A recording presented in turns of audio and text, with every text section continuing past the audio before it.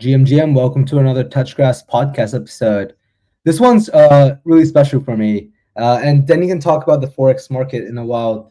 But, KG, for context, like I actually started off trading in the Forex markets. Like, I don't know if you remember back in school, there were a lot of Instagram like posts about, how you can make money off Forex markets. That was actually my first experience trading. And then I think that was like a big part in me moving into crypto. So I'm really excited to talk to Denney about everything that they're doing in Mento and Forex markets in particular. Denney, is there a story behind how you got into like the Forex side or the crypto side that's sort of similar? Yeah, that's really funny that you got into FX markets that way because I feel like a lot of people get into crypto in a similar manner, right? And get onboarded that way. But there's so much more to like crypto and blockchain technology and applications. For me, it was kind of happenstance, to be honest. I've been building in the stablecoin space for the last 3 years now, and the perfect extension of stablecoins beyond just like payments is FX markets. And Mento, I'll get into this a bit more in a bit, but like Mento started off as a stablecoin platform and protocol, and we really kind of expanded and grown kind of our capabilities into delivering these FX markets in addition to the 15 stablecoins that we have live today. So yeah, super excited to chat about that. Yeah, and KG, another context. I should have told you before, but Wormel and Mento working really closely together. I've been working with Denney and the team really closely on a lot of the GTM stuff. Denney, I obviously understand it really well. Maybe for our audience, like, do you want to go a little bit deeper into like what Mento is? What's like the next part of the roadmap? What are you focusing on right now? And then we can get into the more nitty gritty of the story behind it, and a lot more details. Yeah, absolutely. At the end of the day, Mento is a stablecoin and FX platform. So what we do is we're fully decentralized, fully on chain. We issue, we have 15 stablecoins live today, multi-currencies, all the G7s, a lot of the emerging market currencies in Africa, Latin America, Southeast Asia. Um, but what's really interesting about this is not only do we power our FX platform with the 15 stablecoins that we have live, but we also can integrate, third-party stablecoin issuers as well. So if you're issuing, like a Turkish lira stablecoin or an Argentinian peso or what have you, you can actually integrate Mento, which I'll talk about, to leverage kind of like our pricing mechanism. And in addition to having the stablecoins live, Mento's real magic is that we bring off-chain rates, FX rates that you're accustomed to, like in your FX trading on Interactive Brokers or whatever retail platform that you're on chain through our Oracle network. What we do is we allow swaps between any of our currencies that we have integrated at the mid price on FX rates. And that's really where the true magic happens today. Um, and we can dive deeper into kind of the technical and mechanics of it. But really, that's what we feel like is the missing piece to bringing FX markets on chain today. Yeah, before we dive into like what you guys enable for different emerging economies and stuff, I want to understand why didn't FX kind of take off in crypto? Because it's such a big market and there clearly are better advantages doing this on a blockchain and global access. Is it because of the infrastructure was not there yet till now, or what was like the uh, think challenges why FX didn't take off on chain? Yeah, I think it's multiple reasons. One of the big ones today is most of on-chain trading is done through AMM infrastructure, which is basically price finding on-chain based on like the balances of pools, and you need to bring in third-party arbitrageurs to come in and bring the price back to reality. There's actually a lot of SexDex arb to bring prices from liquid markets such as Binance or any of the other large global exchanges on chain. This works really well for crypto assets. It works less well for RWA type assets, which stablecoins, depending on who you talk to, is an RWA of sorts, right? It's a currency. You don't really have utility for currencies and stablecoins if they don't reflect the true price of what it is. So The reason why USDC and USDT work is because it always reflects a dollar. If you want like a JPY currency or a GBP or a euro, you want it to reflect what it actually is in the real world. With the AMM infrastructure, that's kind of broken, and you need really, really, really deep liquidity to make that happen. For Mento, what we do is we have this concept called FPMMs, or fixed price market makers, where we use the real world rates and fix the price of the assets, or the stablecoins in this case, to the price of the Oracle price, or the real world price. This can also be extended to other types of RWAs, like commodities or stocks even down the road. But our focus is on FX today. That's one big reason. I think a lot of the other big reasons, which we're getting a lot more clarity on now today, with like the Genius Act passing, with Mika coming into place, there is just a lot more clarity around the use of stable coins, how they're defined, how they're regulated. So, really, really excited for the next months and years to come, because I think we're finally hitting this inflection point of adoption, and the FX markets are the largest markets in the world at $7.5 trillion a day turnover. Yeah. Yeah. We think like a fraction of that comes on chain. That would be really like a dramatic growth for stablecoin adoption overall, and bringing tons of different new use cases and utility to DeFi applications, different payment use cases, and things we haven't even imagined yet that are possible by people building. 100%. I think another reason, at least, you talked about the inflection point. I think if people in all these emerging economies, if you ask them like what currency would you hold all your savings and stuff, they probably would say dollars or USD, because the inflation is getting out of control, and that I think everyone is feeling that over the last couple of years. And I think that is also has become a very good reason of moving all your savings into something that's more reliable and a global currency. And whenever you want, you can just transfer it back to your native currency. I think that's also becoming a big reason why, like we have seen so many cases where things just drop like off a cliff for some of these currencies, and that has happened in the recent years. So this macro economy of how these things are changing, this world order of stuff, I think that also has a role to play. 100%, yeah. Rashid, you're saying Kids, something? yeah, no, I was actually going to disagree with that. I would actually say stablecoins are vehicles for opportunity, and in countries where people understand the value proposition of stablecoins, like Argentina or Turkey, that's where they're adopting and holding USD. If I talk about India, or I talk about even Vietnam, like I'm spending a lot of time here, people want to save in the local currency because they can only spend in their surroundings in the local currencies, right? Like if I want to get a plane ticket from Delhi to Bangalore, I need to spend rupees, right? Like there's no way I can spend US dollars to do that. So my parents, my grandparents, and even them, like as a result, telling me how to invest in like the traditional markets, they would want me to invest in like Indian rupees. I would assume the reason why a lot of these regional stable coins have not worked out in the past, regulation aside, is there hasn't been like an infrastructure for me to swap it inherently or use those stable coins in real life. So now that you have these Yeah. stable coins, I love to call them like vehicle for opportunities. Like the USD stablecoin then gives you access to US treasuries. Imagine in the future, like if there's like a Hong Kong stablecoin, it will give you access to maybe Hong Kong bonds, for example. Like it would open it up, and like the way that Denney talked about it, like you need deep liquidity to fund it. Like imagine a curve pool with all these different stable coins. Like imagine how much liquidity you would need. Like imagine the liquidity you need for a 1-1-1 curve pool for USDC, USDT, and DAI, but imagine every single currency in the world.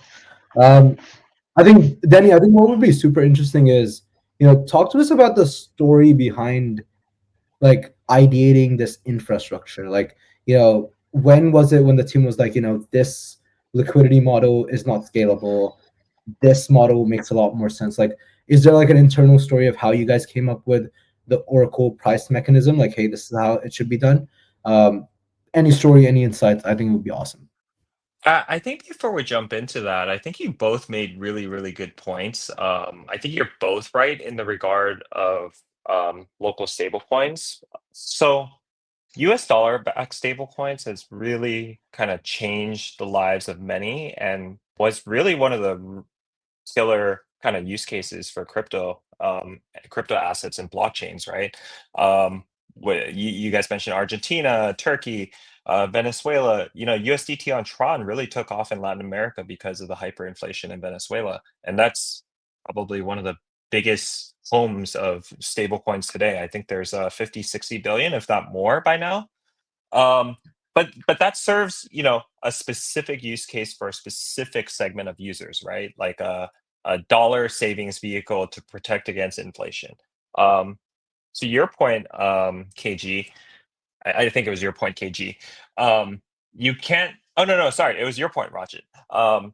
You can't spend dollars in Venezuela, or actually, I think you can. Maybe you can, but you can't spend, dollars in India. You need to spend rupees. Um, the same goes for gold, which serves a similar purpose. Like you can save in gold, but you can't go and buy your groceries or pay your utility bills in gold. You can't pay for clothes or whatever in gold unless you have like a really weird vendor that allows you to do so. But yeah, it serves the same thing. What we think, with this FX infrastructure really, really unlocks is the ability to enable all these other use cases like payments, commercial aspects, even B2B like trade finance across different currencies. So really unlocking all the powers of, the global banking system, effectively thinking about like the Swift network, but all on chain is really what we want to unlock and drive our mission towards over the next couple of years. Yeah, I think before we get to the story part, you just mentioned use cases.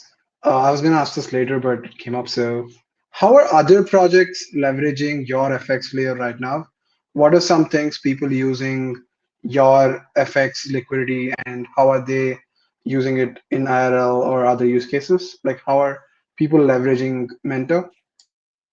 Yeah, I think there's really three use cases today, and I'm super excited to see the different things that can be built on top of like the Mento FX infrastructure. But the three primary ones is one, to both of your points, speculation and trading, right? If you want exposure to, if you want to take a position that's like long in emerging market currency or short USD, if you think like, tariffs are going to continue, you can express that position through Mentos protocol efficiently at the real rates, all on chain without going through TradFi rails. That's one big one. The other one is like related to that is like arbitrage opportunities. So if you see mismatches in a certain DEX on the platform, for example, on base, there's Aerodrome. If you see a different price expressed on an AMM, you can arbitrage that into to what the real world price is, so to speak. And that actually is like a huge use case for ecosystems and DeFi protocols too, because it makes their pricing more efficient. Um, then hedging is another really big one. We've been approached by many enterprises that do international business that has exposure in a different currency. You can express basically if you want to express P&L or your positions in USD or Euro or whatever your home base country is. You can do that even if you have like business in Brazil or Colombia or Nigeria. You can basically hedge your receivables in Brazilian real, but express that back in dollars, so you have a net zero exposure basis to the Brazilian real or whatever other currencies or countries that you operate in.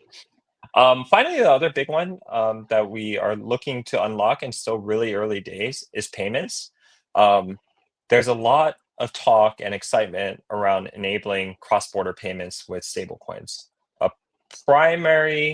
a predominant amount of that volume done today is via USD-backed stablecoins, but that still, kind of exposes yourself to the banking infrastructure today and the FX spreads that you have to do to on-ramp from local currency A to a USD stablecoin like USDC or USDT, and then off-ramping back to a local currency. So if you can do that all on chain with local stablecoins at true FX rates, that unlocks a huge kind of business opportunity and efficiency standards, and also reduces settlement times too with the with the traditional banking system. Those are like the three big ones. I can Yeah. see many more emerging. Something we've powered today is micro lending and microcredit. Uh, if you if you borrow something on chain and you borrow USD, back to your point, Raja, it doesn't serve you much to what you're borrowing for if you can't spend it. So we're partnering with a lot of microcredit and micro lending platforms in emerging markets that are doing great work today. One good example is Haraka out in Africa. They're doing some awesome stuff in terms of like driving local economies, providing credit to the unbanked. Really cool stuff. 100%. I've kind of Yeah, seen, KJ, before that, I mean, I just firsthand, want to KJ, just give me one second. Denney, to your point about hedging, I think that's a really important use case for people like me and KG who work at predominantly like non-Indian companies. We get paid in USD. Like my bank has offered this service to me, but the spread on that is just atrocious. Like I'm just happy, playing by the rates of USD rather than hedging, because hedging is going to cost me a lot more. So I think if you can bring that on chain, and we see a lot of me and KG have played the odd route where we're hedging our airdrops as well. So imagine doing that with our salaries. Yeah, I think it would enable a lot more people thinking about that as well, and using it as a use case, especially with like people who earn in foreign currencies. Yeah, I yeah, think a really 100%. interesting. Just wanted to kind of respond to Rach's point. There's a lot of freelancers and folks in like even the crypto space that get paid in USDC or USDT, their salaries. But I think having an efficient exchange rate allows you more flexibility and more utility with your earnings and your payroll and your paycheck to do more things as opposed to just having USD. And I think the other thing is, as we kind of see, I'm not a macroeconomics person, or I'm not trying to forecast rates, but we've seen, the dollar depreciate against many major currencies over this past year. I think it's been like 10 or 15% on the euro to Yeah. date. So the recently widely held belief that the dollar always appreciates might not be true, and that dichotomy might be splitting now. Yeah. Yeah. Yeah. Like I'm not here that to is one forecast of rates, the, but it's just Yeah, an observation uh, many have made. because that is, probably why KG, like us Indians, very happy. Yeah. Look, uh, recently I went to ECC, and everything got 15% more expensive because the euro is Yeah. at like I believe like $1.15 per euro now. yeah, that was what I was going to say earlier. Like, good example of hedging or like converting your US dollars is that was like a recent incident, right? Like, everyone who sold dollars for euros, they made 30% of the positions. I mean, I think euros rallied like 20% or something. So yeah, that was like a recent example I wanted to share. And also, like to your freelancer point, like I worked as a freelancer for a couple of years. I went through the Wise, PayPal, horrible experience, horrible fees, and the holdout times are crazy. So this definitely like massive market for the cross-border payment stuff. And as being an active user of these platforms, there's definitely need for the crypto alternative.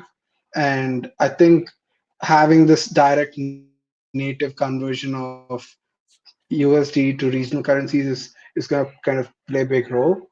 Uh, yeah, our next question is probably you guys chose Celo to deploy your stables natively. Why Celo? What kind of drove you to make that decision?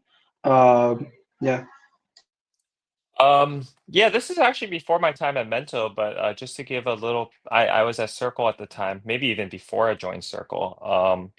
A little bit of history. Mento was developed as the stablecoin protocol within the Celo ecosystem and C Labs, which is the technology provider behind Celo. The arc of Mento is kind of interesting, right? Because Mento was the Celo dollar and was the dollar stablecoin of the Celo ecosystem. And this goes back to, I think, one of the earlier questions that we kind of sidestepped a bit. Um, as we kind of evolved, Celo was a mobile-first ecosystem. I don't know if listeners today know this, but Mento actually powers Opera MiniPay, which has 7 million plus users globally. One of the biggest dollar stablecoin wallets in the world, if not the largest, I believe. And they just did a global expansion this year to 60 plus markets. So Mento powers that under the hood. Um, what we have evolved into over time, and decided that it was the right time to build Mento as its own company and own project, is to power all these different types of use cases. And Celo was really like the enabler of that. Like, it was one of the pioneers of mobile first blockchain ecosystems, was one of the first kind of decentralized stablecoin issuers. And we've really kind of like grown to foster this great ecosystem that's built around Celo and has one of the largest stablecoin ecosystems today of any blockchain. If you look at the metrics today, there's really impressive user transaction volume numbers on Celo. Part of the reason why we partnered with Wormhole and we're really excited about this partnership is it enables us to expand to so many other ecosystems as well and to serve their users. Not every user will sit on one blockchain ecosystem, whatever blockchain that is. There are more regional specific blockchains. There's fit for purpose blockchains. This partnership with Wormhole enables us to kind of serve all these different use cases, all these different partners globally. And as more develop, like, we're really excited about that. For sure. No, I always love the wormhole shell. Thanks so much, Denney. That even without but yeah, I think this segues perfectly into like the question we missed earlier on like the story, like how the Oracle price mechanism actually came into it. We don't talk a lot about tech on the podcast, so I would say our audience is definitely more on the GTM sort of narrative side than the tech side. But any sort of like back when Gaines Network became a thing, everyone was really fascinated by how they were sort of coordinating 8 different oracles, and like everyone knew about that. I think a lot of the part from Mento's GTM is people actually understanding how the oracle works. So which is why I really want to emphasize like people understand how it works. So any color you can add, like this is how we thought about it, this is why it is this way, this is the competitive advantage over other solutions, would be really helpful for the listeners to understand why this is important or why this is revolutionary. Yeah. So the reason why we need oracles is because, quote unquote, like, blockchains are dumb, right? They don't have they only know what data is on the chain. This is why price finding is really tough for RWAs on chain. We rely on our network of oracles. We partner with some of the top oracle providers today, Chainlink, Redstone, and we've even built our own in-house oracles as well to really like search for the best rates across all the different FX desks across the world and bring the mid price on chain so that our trading infrastructure can leverage those prices and basically mirror what you can access as like a London FX trader or a New York FX trader or a Tokyo FX trader on chain and give those efficient spreads. Now, I know you guys mentioned like your Indian banks offered you some like egregious hedging spreads. Like, I'd be curious to like hear what that is, ballpark range. I'm assuming it's probably over 1%, right? It is. It's 1.7 for an Yes. HDF. Yeah, Standard Charter's a little lower. It's on 1.2, but yeah, it's over 1%. Yeah. So basically for all our pairs, from like the most liquid pairs, like the G7 pairs, it's down to like a few bips spread. So like a fraction of what you have. And then on some of the more emerging market currencies, we have spreads of, somewhere between 10 to 30 bips. So we try to make it as competitive as possible, and we make it just to reflect the spreads of the real FX market so that you can access what retail users haven't been able to access before and has been reserved primarily for like large financial institutions. So we feel like we're really democratizing kind of the access to FX markets without having like direct access to, a Standard Charter bank or a Citibank, these large international banks, and bringing that to, the millions and billions of people across the world. Awesome. Like one question I had was, you mentioned you have 15 stablecoins. What are some of the things that are, what are some stablecoin pairs that have the highest volume and most traded? And is it the G7 or any kind of insight or observation that kind of stands out? Yeah, I think there's like two segments of usage in this case. Volume is one of them, but I think transactions is another. Um, we really see it as two segments of users. At the end of the day, we have to benchmark volumes to one base pair, which is going to be USD at the end of the day. So if you look at like the most highly traded volume pairs, that would be your G7 currencies and the most liquid currencies that you see today. And it's reflective of, what the TradFi markets are doing. So there's a high correlation between that, and we see a ton of volume there. There's another cohort of users that I think you guys would find much more interesting, which is like the emerging market users. Now, the average transaction size on those are much smaller, just because of the nature of the demographics and the average spend and earnings in those countries. But we're really seeing a ton of transactions in parts of Africa and Latin America. The Colombian pesos, like has super organic adoption without us doing much like on the ground marketing or distribution. Um, Folks have found like real world use cases out there. I think some of the Celo team has shared back to me that they were able to spend and buy food with our Colombian peso stablecoin, which is really really cool, or pay for cabs. Um, and then in Africa, MiniPay has obviously done like really, really good work there, driving adoption for their wallet. We see a lot of other partners, including like the micro lending, microcredit platform. So we're seeing a ton of usage in places like Kenya as well. So it's really cool to see these like grassroots efforts spring up, and builders kind of building applications, use cases, and kind of just spreading kind of the word and adoption of stablecoins there. Yeah, like KG, I don't know if you remember, but last year, remember when we were looking at like stablecoin reports and it was always like Celo's adoption in Africa and LATAM. That was like, I think that was Yeah. like an inflection point, and other ecosystems also understanding like, hey, stablecoins is going to be a big part. And then like 3, 4 months later, you see Polygon focusing on it, and you see all these other ecosystems focus on it. Denney, is there any insight on how the team thinks about new stablecoin pairs that are added on to the Mento layer? Like, is there any calculation or any like metrics that you track? Is there any insight there on how you guys are thinking about it?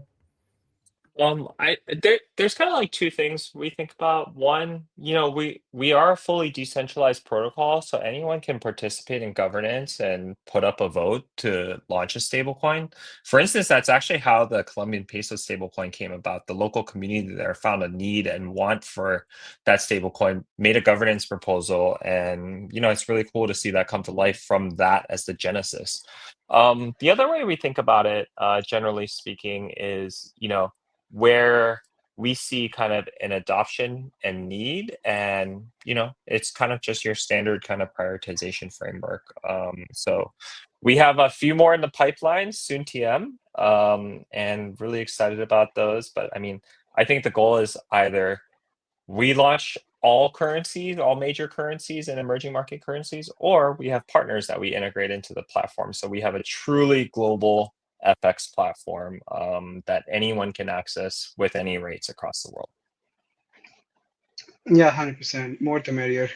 I think one thing I think is important to touch upon, and everyone, learning about these new stable coins and different types of stable coins would like to learn is the peg. How is the peg maintained, the sustainability and stability of it? I know that you guys are over collateralized and you use different crypto assets. Could you kind of talk about how do you guys maintain a peg, and what are some of the safety mechanisms in place to ensure it stays the same for these different stable coins that you have? So I think like taking a step back, the most liquid assets on chain are the USD stablecoins. How a good framework to think about how we maintain our platform, our peg, is we take this concentrated USD liquidity under the hood, and everything is priced around that. So that's really important concept to kind of grok as you think about the rest of the stable coins, because what we do is we take our Oracle rates that we talked about prior, and we effectively price all of them against that concentrated USD pool under the hood. So any given time, any user can come onto the Mento platform and quote unquote mint or access any currency for a US dollar stablecoin, um, or they can always redeem any of the stablecoins that they hold for a US dollar stablecoin at the given exchange rate, at the Oracle rate. So, for instance, if JPY is trading at 150 today, plus or minus whatever it is, let's say 150 for simplicity's sake, you can always take one USDC, USDT, DAI, or whatever stablecoin you have and receive 150. And if the exchange rate moves to 140 tomorrow, you can pay back 140 and receive your one USD stablecoin back. And that's on a high level how the peg is maintained. And it's the over collateralization factor. We are about 3.5 times over collateralized. So that's just to maintain any fluctuation in rates. I mean, if you think about historically, we haven't seen the US dollar in any given year or a period of time deflate over 80% relative to other G7 currencies. If that's the case, I think we have bigger things to worry about from a macroeconomic standpoint. But we have a lot of safety mechanisms in place. We have an automated rebalancer. We're always kind of looking at the different rates and the collateralization factor all on an automated basis at the protocol level. And yeah, we're also launching a V3 soon, which will, there is a kind of precursor to that. We are launching our white paper soon, which will be publicly distributed, and that will also leverage CDPs in the construct as well to provide an added safety mechanism. So keep your eyes peeled out for that. So a little bit of an alpha leak there. That's pretty cool. Denney, I'm super curious on I'm pretty sure as you collect user feedback, a demographic of those users must be people who either depend on Forex markets as their primary source of income, where they're primarily just trading there. And then there's obviously the stablecoin side. How has reception been when you talk to these users? Is there a use case that they're most excited about? Talk to us about the traditional way and then the new way. How is the team talking to them? How are they trying to get them over to the blockchain side?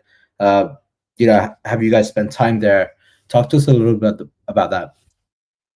Yeah, so we've had a lot of conversations with traditional kind of FX trading shops, asset managers. The way they think about it is traditional FX systems run on a 24/5 basis, so they're closed on weekends. One of the big value proposition is better settlement times, always on markets. Things that we're accustomed to as crypto native folks in this industry. They're super attracted to this because then they can put on hedges to the different positions on weekends if they expect something to happen on a Monday or something like that.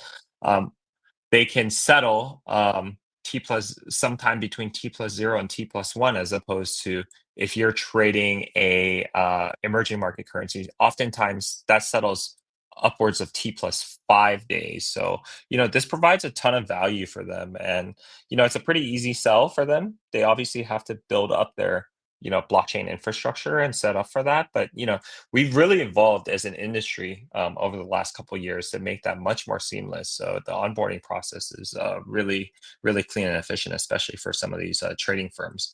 From an end user perspective, it's all about access. For retail users, they, like we talked about before, not everyone has access to a Standard Charter or a Citibank, and that's what blockchain systems give everyday people access to.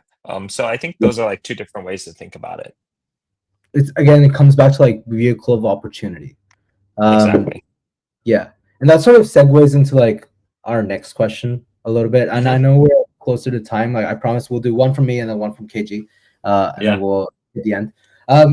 Is there, we always do this in all of our episodes so that we try to give BD flow to whoever comes on. Is there a call for builders? Is there something that you'd like people to build on top of Mento? something that the team probably isn't prioritizing right now, but like 2 or 3 years down the line, like you think it would be a super interesting use case for someone to build on top of Mento?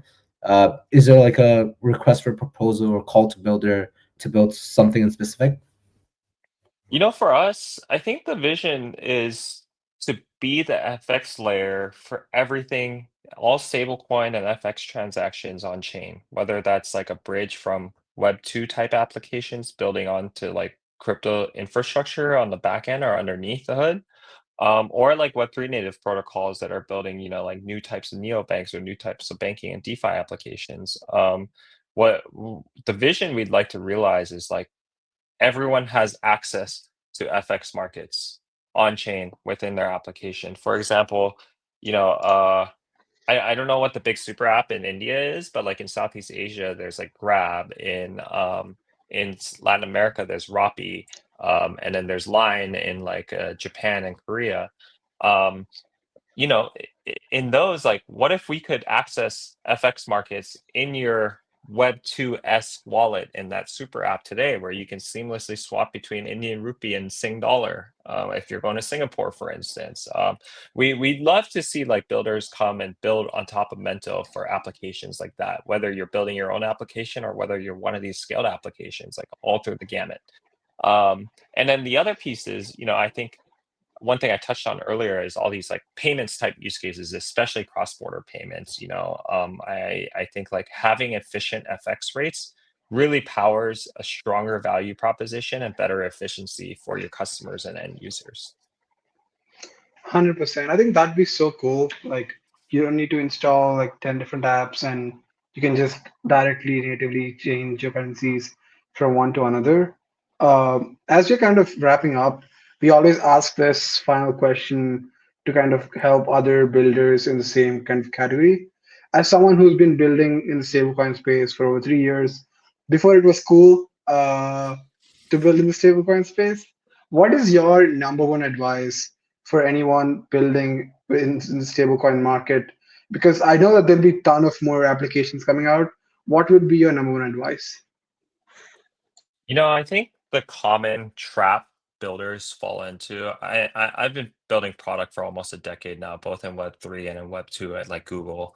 The most common trap that people fall into is trying to fit their product into specific problems as opposed to the other way around. I think for builders, you should find a problem to solve for, the pain points that users are experiencing, kind of understanding that deeply and intimately, and then building your product and shaping your product around that. I think what I've seen the most successful, entrepreneurs, builders, developers, and projects come out is they've iterated and pivoted their product multiple times, sometimes even three, four, or five before they hit their scale, and their stride. So I think it's really focusing on A, the users, and B, the problems the users are focusing on, and building your product around that and delivering, actual value as opposed to trying to fit, a square into a circle and fit, your product into a problem. I think that's the biggest mistake Yeah, I've seen people face over the years. yeah, 100%. Everyone like tries to capture that premium of building in this particular narrative, and even though there's already kind of things happening, and they just want to fit in this to gain that kind of momentum. That's awesome. I think Thanks the so much, funny Jenny. Yeah, Yeah, I go think I ahead. want to end. I think I want to end on like a funny note from like the Web 2 days. One thing I hated hearing, back in like the mid 2010s is someone's building the Uber for X and like fitting the Uber solution into a problem. And I just hated hearing that because I just think it's like you're not solving for the user's need. You're trying to fit like a solution or a platform into a problem. Where I think like really successful products and businesses are goes the inverse and really finds the problem, and solves for that. Yeah, we definitely see that a lot in crypto. uh, Yeah, awesome. This is great, Denny. I think your perspective on stablecoins has been awesome to kind of hear through, and I'll probably start using Mento a lot more as I do my business, You to exchanging hear my it? USD stable coins into other currencies. Uh, Thank you so much for coming on. Excited to see what you guys build and what you guys roll out in the coming months. Likewise. Thanks, guys. Super fun conversation today. Awesome.